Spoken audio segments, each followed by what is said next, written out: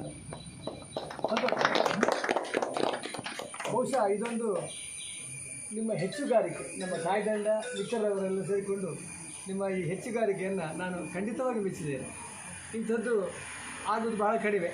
ಶಿಕ್ಷಕರ ಮನೆಗೇ ತೆರಳಿ ಶಿಕ್ಷಕರನ್ನು ಸನ್ಮಾನಿಸುವಂಥದ್ದು ಬಹುಶಃ ಇದು ಈ ವರ್ಷ ಮಾಡಿದ್ದಾರೆ. ಹೌದು, ಇಷ್ಟೊತ್ತು ಬಹುಶಃ ಆಗಲಿಲ್ಲ. ಅಂದರೆ ಸರಿ, ಹಾಗೆ ಇಲ್ಲಿ ನೀವು ಮಾಡಿದಂಥ ಈ ಕಾರ್ಯಕ್ರಮ ಖಂಡಿತವಾಗಿಯೂ ಸ್ತುತ್ಯಾರ್ಹವುದು. ಇವತ್ತಿನ ಈ ದಿವಸ ಗುರುಗಳನ್ನು ನೆನೆಯುವಂಥದ್ದು. ಪ್ರಥಮವಾಗಿ ನಮ್ಮ ಮಾತಾಪಿತೃಗಳು ಮತ್ತು ಎರಡನೇದಾಗಿ ಗುರುಗಳು. ಗುರುಭ್ಯೋ ನಮಃ ಅಂತ ನಾವು ಹೇಳ್ತೇವೆ.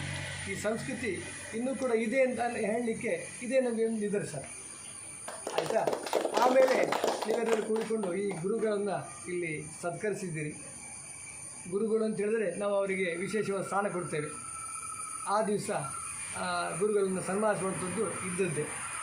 ಹಾಗಾಗಿ ನೀವು ಇಲ್ಲಿಗೆ ಬಂದು ಈ ಗುರುಗಳನ್ನು ಸನ್ಮಾನಿಸಿದ್ದು ನಾನು ವಿಶೇಷ ಅಂತ ಹೇಳ್ಕೊಂಡು ಹೇಳ್ತಾ, ಅದರೊಟ್ಟಿಗೆ ನನ್ನನ್ನು ಇಲ್ಲಿ ಸೇರಿ ಕೂತ್ಕೊಳಿಸಿ ಇಷ್ಟೆಲ್ಲ ನೀವೆಲ್ಲ ಬಹಳ ಒಂದು ಒಳ್ಳೆಯ ರೀತಿಯೆಲ್ಲ ಒಟ್ಟಾಗಿದ್ದೀರಿ.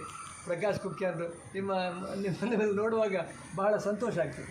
ನಿಮಗೆಲ್ಲ ಮತ್ತೊಮ್ಮೆ ಅಭಿನಂದಿಸಿ ನನ್ನ ಎರಡು ಮಾತುಗಳು.